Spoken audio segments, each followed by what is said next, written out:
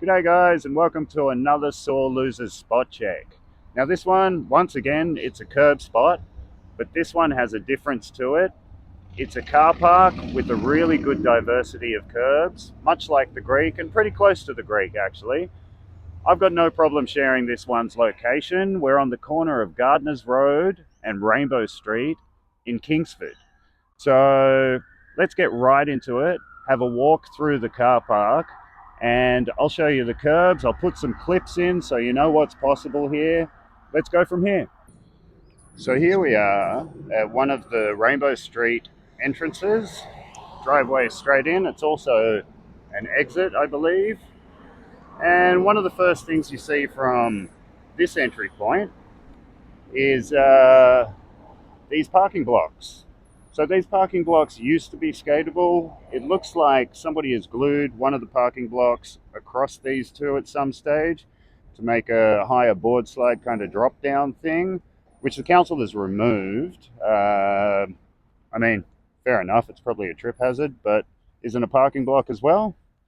And that draws us down to the thing probably skated the most in this car park, what I used to refer to as Gilligan's Island.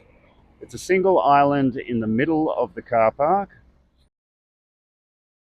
All four sides are skatable, but this is the main side that you're seeing now. Shorter sides there, and the back side is skatable, but it does have an overhanging branch from a tree. So this one is the most accessible. It's also a slightly downhill run up to it. As you can see, it has been very well skated.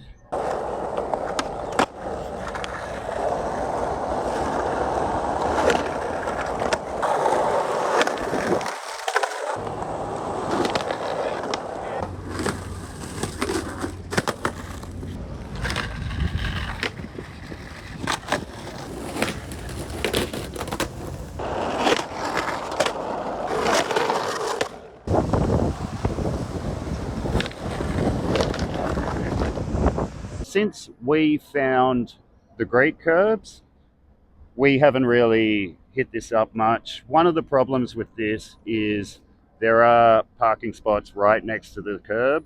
So as you come off, more likely than not, there will be a car here. When this car park was first discovered, and it was by the Curb Libre crew who have left their mark, as you can see. It was during or at the very beginning of COVID, and the council had just completed this car park, and there were no lines here. There were barriers at all the entries and exits, and basically it was a skateboarders playground for a couple of months until the lines went in, and then the council put up signs saying 2-hour maximum parking. So having a tram station right across the road, or light rail if you will, right across the road, nobody really parked here, because if you're going into the city for work and so on, and you can only park for 2 hours, then there's no point when there's plenty of parking in the surrounding residential streets. So yeah, it was pretty much a playground until those signs came out, which was shortly after. But enough about that. That brings us down here. So we've got these double-siders with a gutter. This one has a little island. Now that island originally had a machine which was for your 2-hour parking tickets, and that's since gone. I guess they rethought that idea because nobody was using their brand new car park. Now this comes down to a curb that we called the Lightning. I believe on measurement it's about 40 meters. It starts at a roll-up if you're that way inclined, but it's a really good board sliding curb, and you'll see that by the footage.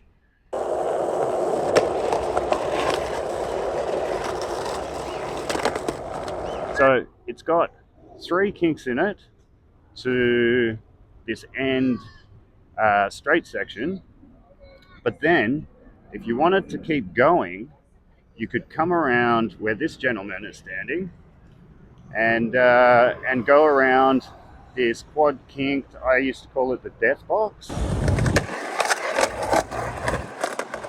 Now, there is a parking spot right there as well, so it's a little hard to come off. And you'll see that in the footage that generally there are cars parked here, but this is a fantastic feature in this car park.